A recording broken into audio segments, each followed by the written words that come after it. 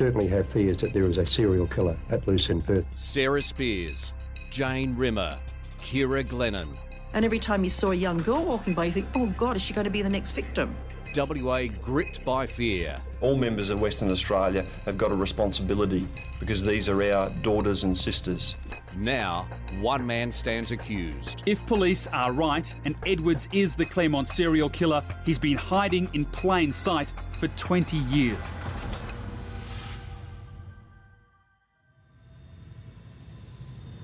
Welcome to day 2 of the trial. This is Claremont in Conversation. I'm Natalie Bonjolo.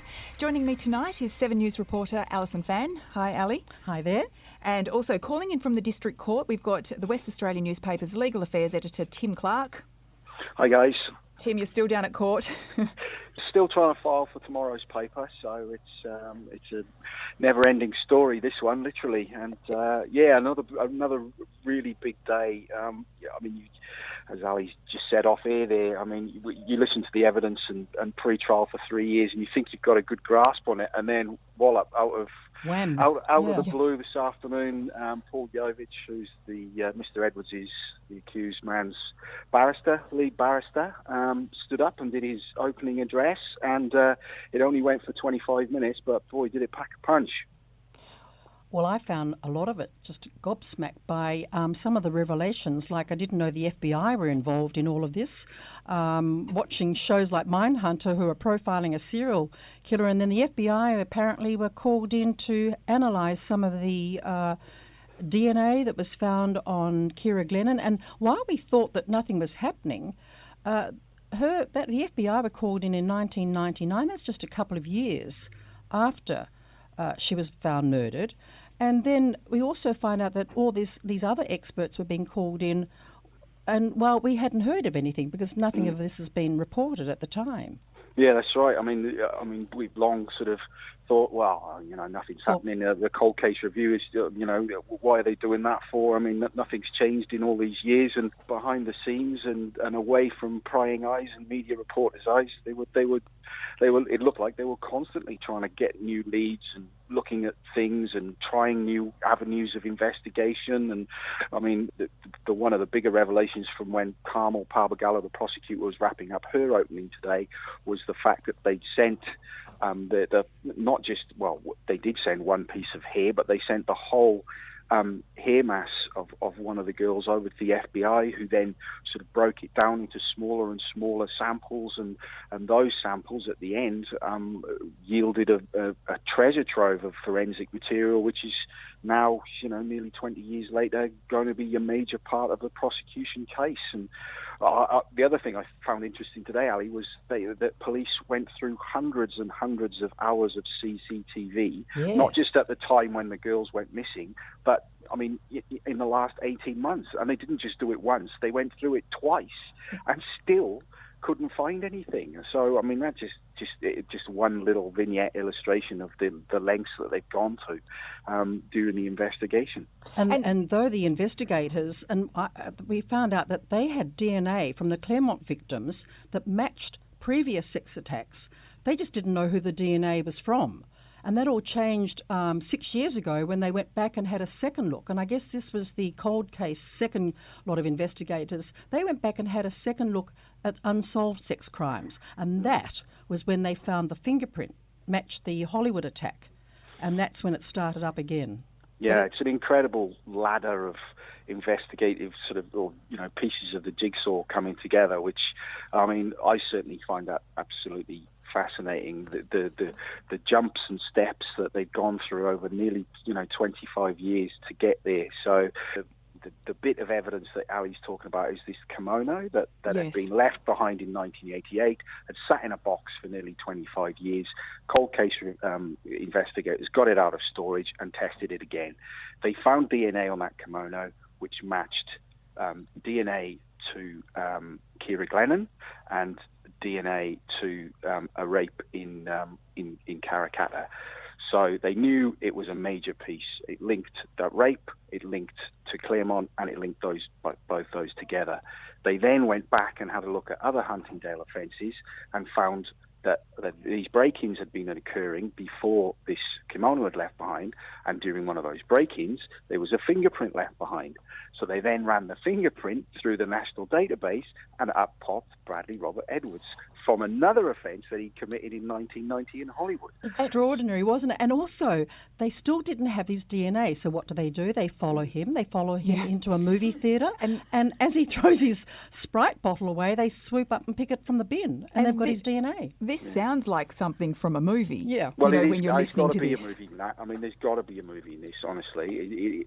If you scripted it, your script editor would come back and say, "Oh, that's a bit far-fetched. It's too far-fetched. That's a right. Sprite bottle out of the bin after watching whatever movie you watched 5 days before Christmas. Come on, do me a favour." But that's what they did, and that DNA was a match.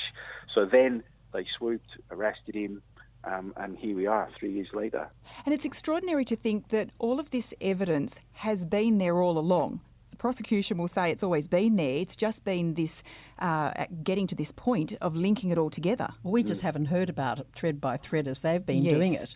And we think they're not doing anything, and we think it's just the cold... Although the cold case investigators that came in, when was that? That was what, about 2013? Was it, Tim, when the second lot? Yeah, there's been a couple. There was one in 2004, I think, with a detective from South Australia, but then this one in 2014, and they had all this new sort of forensic armory to test things, which is what they've basically done, and they just started again, and got the hit, and luckily found that box in whatever storage compartment it was, and with the kimono in it, and that's led us here. And I don't know if either of you have the answer to this, but I just wonder how many times has DNA been cross-checked against this database over the past 20 years, do you think? Well, I think too, what the defence lawyer said today, Paul Yovich, he's going to question a lot, isn't he, Tim, about the contamination prospects, the storage. For mine, that was the major bombshell today. So Paul Yovich has basically been he's been ducking and weaving and parrying for 3 years. He's never really been able to get on his feet and say, listen, this is what I'm going to say. And today he did, and as I said at the start, 25 minutes it took him, but, I mean, wowzers. So he said the main bombshell, he's saying 4 samples, four samples that were taken from, during the investigation, 3 from the bodies of Jane and Kira, and 1 from a branch that was on top of Jane's body when they discovered them. They were tested, sent to a lab in the UK and tested in 2017. They originally these samples were said to have no DNA at all. When they sent them off to the UK lab in 2017, lo and behold, they all came back with, 3 of them came back with the DNA of Path West lab scientists who worked there, 3 different ones, and the branch had DNA of a completely unrelated victim of a completely unrelated crime on it. And so, there's that's what Mr. Yovich would say. Well, there's your reasonable doubt. Yes. If these samples have all been contaminated somehow by workers at the lab or by somehow an unrelated victim's getting on there, what's to say that the DNA that the DNA the prosecutor says is from Kira is on Mr. Edwards' Mr. Edwards' DNA is under Kira's fingernails. What's to say that it hasn't got there by some different means? And there you go. I mean, what was he referring to when he talked about the fact that her jacket was thrown on the floor? Well, that's another interesting thing, Ali, is that, as I say, on the night that Kira was out, apparently a witness will say that she threw her jacket onto the floor of the Continental Hotel, and then a mate of hers picked it up and put it round his waist before she retrieved it. Now, that jacket's never been found, but what they will say is, well, you've got a million witnesses saying that they saw her wearing that jacket while she was walking away. What's to say that there aren't grey fibres or blue fibres or, red, green and yellow fibres that have somehow got from the jacket to the floor, from your mate's putting it around his waist. So, it's that chain of custody, that continuity, which we've always suspected is going to be the main game around the DNA and forensics and fibres and all that. And today's just absolutely shone, a 1,000,000-watt bulb on that theory, and that's what a lot of us are going to spend a lot of time listening to over the next lot of weeks. But Paul Yovich actually did say he was not going to say any more, that he's keeping the best to last, didn't he? He indicated that he'll wait to hear it, and then at the end he's going to have a lot more to say. Yeah, well, if Carmel Barbagallo's sort of 7-8 hour opus was 2001 Space Odyssey, Paul's just got up and done a 3-minute version, and I'll tell you what, I'll be writing out tomorrow, and as good as Carmel was, and as thorough and as detailed and as exhaustive as she was, the main takeaway from today is what Paul said, and what Paul's basically laid out. Like, this is what you're going to have to get over if you want to go beyond reasonable doubt. So do you feel it's really almost going to be a battle of the scientists from each side? Absolutely. Yeah. You'll have one expert saying one thing and you'll have another expert saying another. You get everyone sort of disagreeing, and there'll be a challenge there. But they are, of course, before a judge. And I think Karma was probably speaking to a judge. Certainly Paul Yovich was, when he started, he was almost talking in code. We're referring to Exhibit A15 and B1 thing, and we didn't have a clue what he was on about. I was going to ask, was it actually at times quite hard to follow? Oh, totally speaking in a code. Yes. Yeah. Oh, and that, today wasn't the half of it. I've sat in DNA trials, so-called DNA trials before, where that's the key. And, some of it, you need a master's degree just to understand what they're talking about, let alone plough through it all and get to the truth of it all. And in this case, that's going to be multiplied by 10, because you've got one of the leading forensic scientists in the UK. You've got one of the world-leading forensic scientists in New Zealand. You're going to have all the Path West people, and I've got no doubt that if Mr. Yovich can find the 3 lab scientists who somehow managed to, as he says, contaminate these samples, they'll be called. How did that happen? Yeah. And as he said today, there's a lot of, because it was so long ago as well. These swabs were taken in 96, 97. That's a lifetime ago. They're going to, as he said today, there's going to be a lot of, well, I don't have any independent memory of doing that, but what I would have done, or what I should have done, or what I did do, or what I was used to doing, so picked up on that. Yeah. It's a million layer lasagna, this, and it's just going to keep going and going and going. When do you think the witnesses will be coming? At the end of this tomorrow, week? I think. Oh, good. That's soon. Well, Paul Yovich finished his closing address very quickly. The judge then did some timetabling, and there was a bit of an intake of breath when Ms. Barbagallo said, "Well, my 6-month estimation for the length of the trial has probably waned a bit, so we're maybe looking at 7 or 8 or 9, which that is what it is." So we're pretty sure that the witnesses will start tomorrow. We don't know who they are, but we do know that they will be surrounding Mr. Edwards personally. So his family, his friends, his work, his cars, all that type of stuff. And you would think the biggest 2 of those will be Mr. Edwards' ex-wives. So who knows? We might start to hear tomorrow some very intimate details about who Mr. Edwards was at the time, and what he was doing, most notably at the time of the murders. Well, they went through all the emotional upsets again today in his life, which they say are linked to the various crimes. But we can't really identify any of the family, can we? No, so there's quite very strict suppression orders around both of his wives, around his stepdaughter. Obviously, his victims of the 3 attacks, they're all suppressed.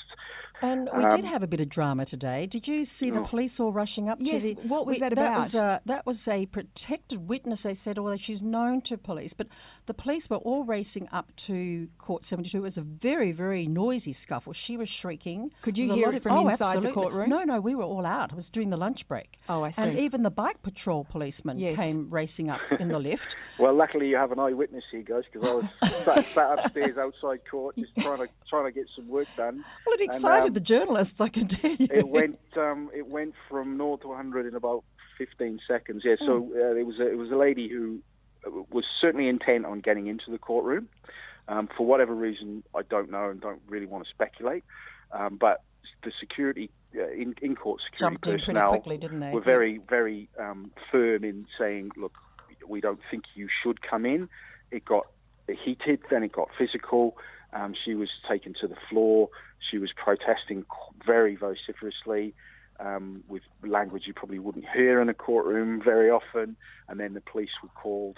They got her into a secure room, and then I understand they were going to take her downstairs and maybe sort of take her out to somewhere where she could calm down. But I think the most unfortunate bit was, as this was all happening, Dennis Glennon happened to come up in the lift, and it was probably the last thing Dennis needed to see after the last couple of days. But as he has done for so many of these appearances and for so many years, just dignified and just let the police get on with their work, which is basically what he's been doing for the last 25 years. Were the other families also present today?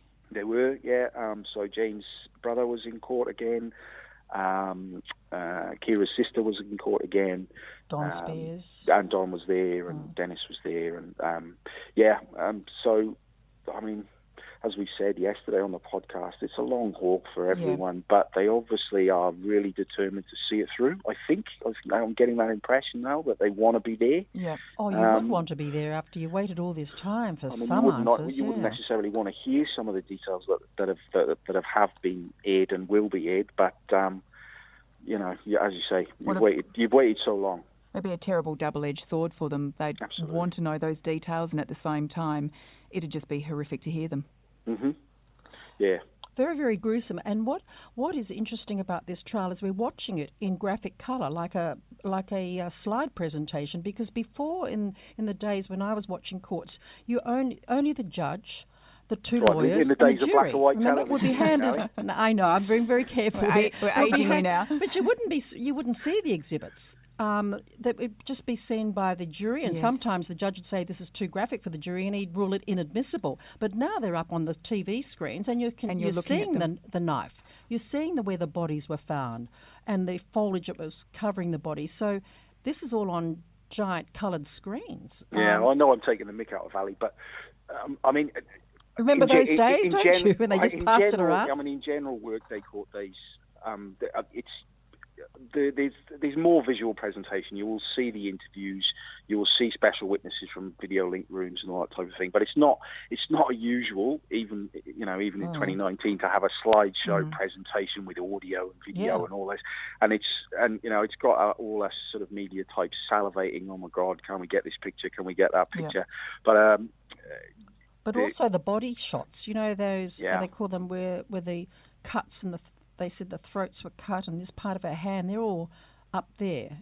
And is the accused looking at this as well? Can he see this screen? Well, there is a screen in his eye line because they've got screens sort of dotted all over, from various angles. So pretty much you can see one from everywhere. But he doesn't appear to be looking at anything, does he? No, his eye line is sort of somewhere between where Miss Barbagallo was stood and talking and where the judge is up sort of high. He's not really looking or focusing on anything or anyone in particular. They call it the 100-yard stare. He's just sort of staring in the distance, and he never once turns around to look at the public gallery or the family. He never turns, just completely Mr. Bland. It's just a very strange situation. Well, we discussed this yesterday, and the lawyers were saying that, that could actually be something that he's been advised by his lawyers to just maintain composure. Maintain composure. He's there for 6 hours, not moving. Yeah. And you went through today, the prosecution went through today the emotional turmoil. Can you just step us through those times that she says links back to him committing one of these murders? Yeah, so this is basically the prosecution's theory towards motive. They don't actually have to show a motive, but it's always sort of for completeness you'd think they'd want to. And so the theory motive that they've come up with is that during particularly bad times in Mr. Edwards' personal life correlate with the the crimes. And so they say the first one related to Sarah, which everyone will remember went missing just in the early hours after Australia Day. Yeah. They say he went to see his estranged wife on that day, invited her down to a fireworks show. She rebuffed him. He stayed for dinner and then drove back, and that rebuff was a signal to him that the relationship was really over, and that's what they say may have triggered the kidnap and murder of Sarah. The second in time was Jane. They say on that one, that was very closely correlated to him finding out that his wife was pregnant to another man who previously lived with them, and then she'd moved out and moved in with him. That's what they say that was triggered by. And then the third one in time, which is Kira, they say that the emotional turmoil there was the fact that they just that it was the sale of the marital home, which was, they say, the real signal of the end of the marriage. And they don't link them precisely in time, but what they do say is that if you look, all the girls shortly after these emotional tipping points were abducted and taken and murdered on late on a Friday or a Saturday night, immediately after these emotional tipping points. Now, I've got to point out the judge still hasn't ruled whether he's even going to let that evidence in. He said that he's going to make his mind up as he goes along, basically, because he hasn't been convinced one way or the other that it's relevant, or that it's really reaches the bar high enough for it to become evidence. And he can do that, can't he? Yes, he can do that because he's got no jury to worry about. Exactly. Yeah. So he said, provisionally, I'll hear all the arguments, and then I will make my decision on it. And he said he will make that before the end of the prosecution case. So when the defence starts, they know exactly the case that they have to answer, and if they have to answer this emotional turmoil evidence, then they'll have a chance to, and if they don't, they can just put it to one side and concentrate on what they want to concentrate on. And in fact, the actual words used by the prosecutor today, she said these emotional upsets caused him to violently attack a stranger, a female stranger. They were her words. We'll see what happens. How does the prosecution link, obviously Mr Edwards says he had nothing to do with these three murders, but we know that he has admitted to attacking and to raping a young woman. Does the prosecution say that makes this case stronger? There are links to this? I think so. She said that in the police interview he strenuously denied all of the charges, including those that he has now pleaded guilty to. So by saying that, she's saying, well, okay, it's no use saying he's denied it right from the start, because now he's changed his mind and pleaded guilty to the first 5 charges. Yeah, so that is going to go to, the prosecution will say, look, he's now admitted that he lied in the interview, and so you can't believe him when he's denying the murders, because look, he said that in the interview, and 3 years later he's admitted to them, and that they're also going to use that, and that was basically the culmination of Carmel's speech today, opening speech today. She said you can use that as propensity evidence to show that, well, look, in '88 he's attacked a lone woman from behind using a cloth for sexual purposes or sexual motive. In 1990, he's attacked a lone woman, vulnerable, in the same manner. 95, he's done it again, and that was the worst one. And then, lo and behold, 10 months later, 11 months later, Sarah goes missing. So they say, what are the basically they're saying, what are the chances of this man, who's done all these things to these other women and admitted them, wasn't the killer, given his propensity to do that, and all the other evidence on top, which includes the DNA, the fibres, and the car, and the sightings, and the screams, and everything else. So yes, even though he has admitted those, and they don't have to prove them, that's basically given the prosecution another card to play, which is a propensity card, which says, look, we know he's a rapist. Is it? Did he make another leap? She was quite strong, wasn't she, when she urged the judge to find him guilty beyond reasonable doubt, and she said that the evidence was, she used the word unimpeachable. Yeah, well, those rapes, the rape in Hollywood, they are unimpeachable because he's put his hand up and he hasn't been sentenced for the two of those, the latest ones, obviously. But that is something she just doesn't have to prove, and she will keep pointing to it. And I guess that's why those guilty pleas did come as such a bombshell to people, I think.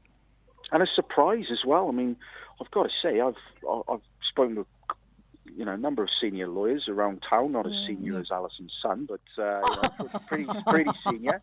And he's a defo lawyer. We've got to be careful now. Exactly, he's listening closer than anyone to this lot. They were honestly, they were scratching their heads. They couldn't really give me a reason why he would. One of them did say, well, maybe he didn't want the victims of Karrakatta and Huntingdale to give evidence in person in court in front of the judge, because if they were really convincing witnesses, and there's no doubt they would be, that's going to make a huge impression.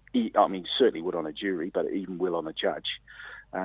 So maybe, I don't know. I mean, that's speculation. I don't know for a fact, and I've got to point out, I've got to really stress that is just my own reading of it. But I mean, Well, I pondered this too, because if there was a jury involved, we would never hear of these previous or priors, would we?